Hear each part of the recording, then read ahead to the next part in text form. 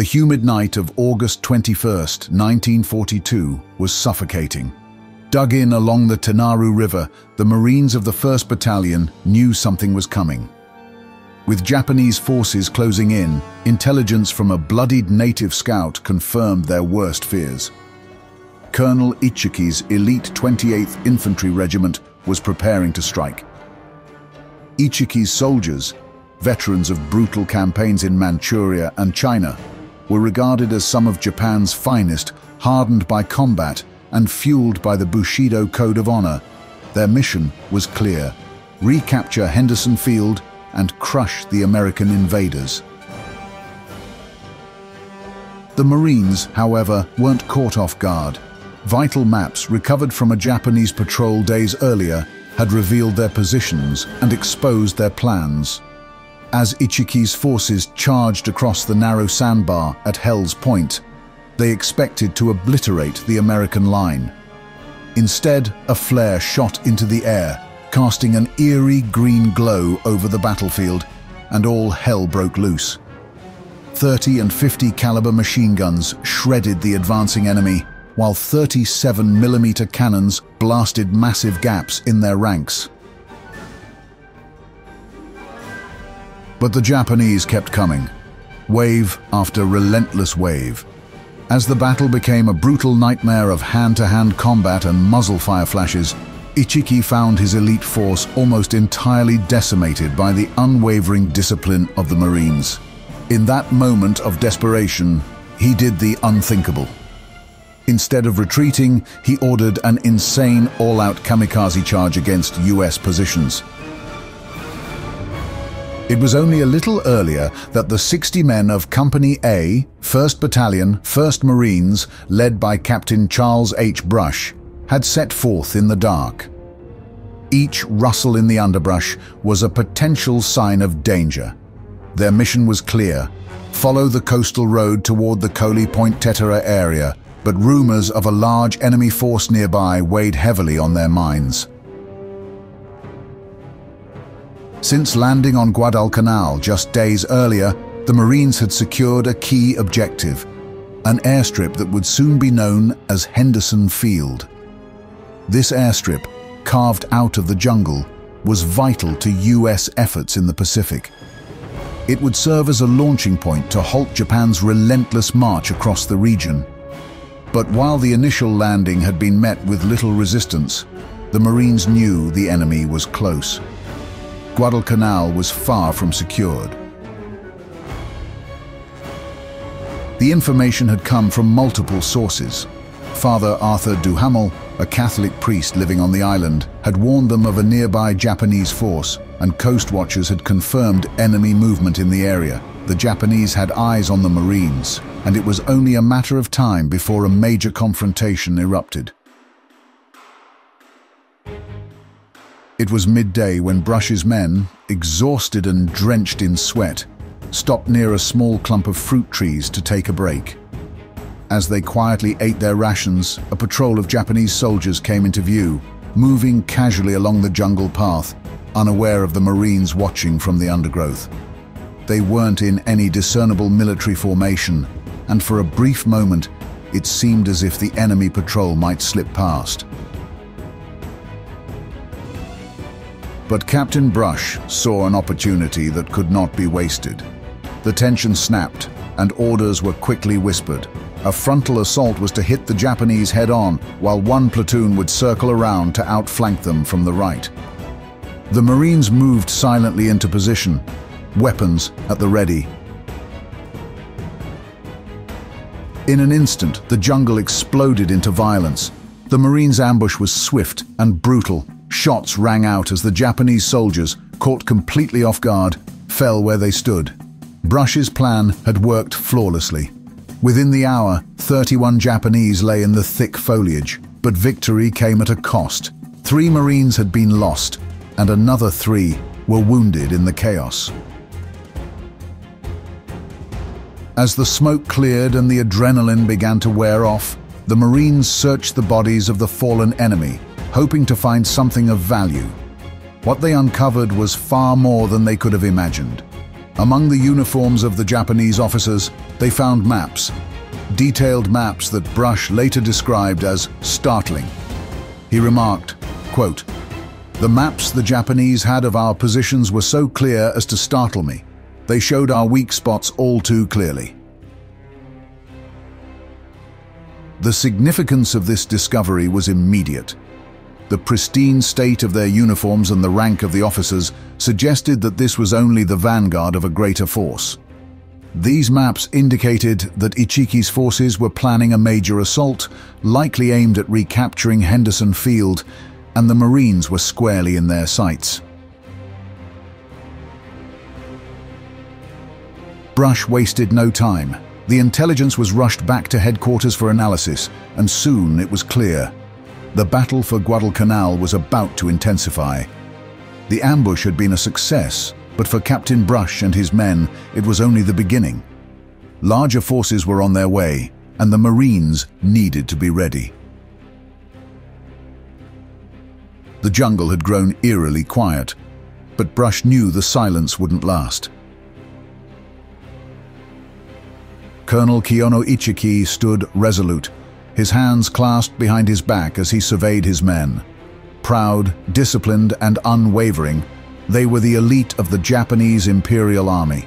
Ichiki's 28th Infantry Regiment had been handpicked for the invasion of Midway, a battle that should have cemented Japan's dominance in the Pacific. But that victory never came. The Japanese Navy's defeat at Midway had robbed Ichiki of his chance for glory, and now Guadalcanal would be his redemption. As a man deeply rooted in Bushido, the ancient code of the warrior, Ichiki believed in achieving the honor of victory or forfeiting his life. There was no middle ground. For him, retreat was not an option. To lose face was to dishonor his name, his men, and the emperor himself. His mission on Guadalcanal was simple: retake the island and wipe out the American invaders. He had no doubts. After all, his soldiers had fought in the brutal campaigns of Manchuria and China. They had earned a fearsome reputation as fearless, disciplined night fighters. The Americans, by contrast, were viewed as weak. Ichiki had referred to them as, quote, haughty, effeminate, and cowardly. To him, his enemy was unfit to fight in the conditions of the jungle or under the cover of darkness. His confidence bordered on arrogance. The defeat at Midway had shaken the Japanese high command, but Ichiki's resolve was ironclad. On the night of August 20th, 1942, Ichiki led 800 men, marching silently through the dense jungle, certain of victory. The plan was to strike the Marines at their perimeter along the Tenaru River, eliminate the American stronghold, and capture Henderson Field. In his mind, it was only a matter of time before the flag of the rising sun flew over the airfield once again. But Ichiki was blind to the reality he was walking into. Unbeknownst to him, the Marines had discovered his plans through the maps Captain Brush had retrieved from the earlier ambush. Worse still, his scouts had been slaughtered by the very force he sought to destroy. Yet, his confidence remained unshaken. Ichiki believed that his force of 800 battle-hardened soldiers could easily overpower the entrenched Marines. He didn't account for the defensive positions now fortified with machine guns, artillery, and barbed wire. The Marines may have been outnumbered, but they were prepared. What Ichiki couldn't foresee was that their intelligence network had already been alerted to his presence. Worse still, the Marines had a warning from a source Ichiki never expected: Sergeant Major Jacob Vauza. Vauza, a native scout loyal to the Americans, had been captured by Ichiki's men earlier that day. Refusing to betray the Marines' positions, Vauza had been brutally tortured. The Japanese soldiers had cut him with swords and left him lifeless on the ground. Or so they assumed. The aging warrior had refused to give in. Somehow, through sheer willpower, Vauza crawled through the jungle, bleeding and gravely wounded, until he reached the Marine lines. His first words were a warning. Quote, "They're coming." Despite Vuza's warning and the vital intelligence Brush had gathered, the Marines had yet to realize the full scale of the battle about to erupt. They could never have known just how determined and reckless Ichiki was. He had gambled everything on this attack, and he would see it through, no matter the cost. As night fell over Guadalcanal, Ichiki's men moved forward in perfect silence, their bayonets gleaming in the moonlight, their faith in victory unshakable. They were walking into Hell's Point. The night of August 21st, 1942, was suffocating and thick with tension. On Guadalcanal's Alligator Creek, the Marines dug in behind sandbags and machine gun nests and waited in silence. They knew an attack was coming. Despite their fortifications, many of these men were new to combat. They had never faced a foe like this. Japanese soldiers renowned for their discipline, fanaticism, and skill in night fighting. The Marines, numbering around 3,000, had the advantage in men and defensive positions. Yet, the 800 Japanese soldiers charging toward them were some of the finest the Imperial Army had, veterans of brutal campaigns in Manchuria and China. Led by Colonel Kiyono Ichiki, they had been trained to fight and give their lives with honor. Suddenly, the eerie quiet of the jungle shattered. Ichiki's soldiers poured out of the darkness, rushing across the sandbar at Hell's Point. For a brief moment, they were only shadows against the tree line, moving with terrifying speed. The Marines held their fire.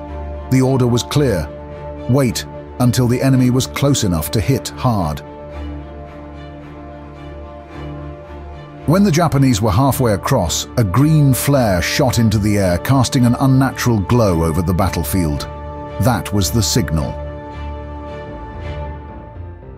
Machine guns roared to life, cutting into the Japanese ranks with devastating force. The 30 caliber and 50 caliber rounds tore through flesh and bone, leaving bodies crumpling in the sand.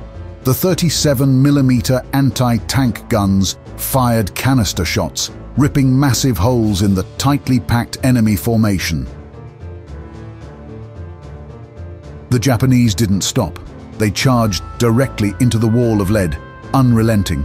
Some made it across the sandbar, hurling themselves at the Marine defenses, only to be gunned down at the point-blank range. Private Richard Harding couldn't believe what he was seeing. Quote, "We could hear them walking along the beach towards us and jabbering. They didn't even have scouts out." It was chaos. An uncoordinated mass of men throwing themselves at a well-fortified line. The Marines, many of them facing combat for the first time, fought back with a fury they hadn't known they possessed. The defensive line at Hell's Point held strong, mowing down wave after wave of Japanese soldiers. The Japanese were not deterred by the mounting casualties. They kept coming, their discipline breaking down into blind, fanatical charges. The Marines fought with machine guns, rifles, and even bayonets, anything to keep the enemy from overrunning their positions. The fighting was brutal, up close and personal. Corporal Dean Wilson's bar jammed at the worst possible moment, and without hesitation, he grabbed a machete, hacking down 3 Japanese soldiers who had broken through the line. The ferocity of the attack was unlike anything the Marines had ever experienced. These weren't the poorly equipped, untrained soldiers they had expected to face. These were elite fighters, and they were willing to fight to the last man. By dawn, the attack had faltered, but the devastation was clear. Hundreds of Japanese soldiers lay across the sandbar. The Marines had held, but just barely. Ichiki's forces had been decimated, but the colonel was still out there, and the battle wasn't over.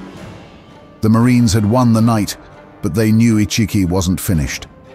They braced for the next onslaught, knowing the worst could still be ahead.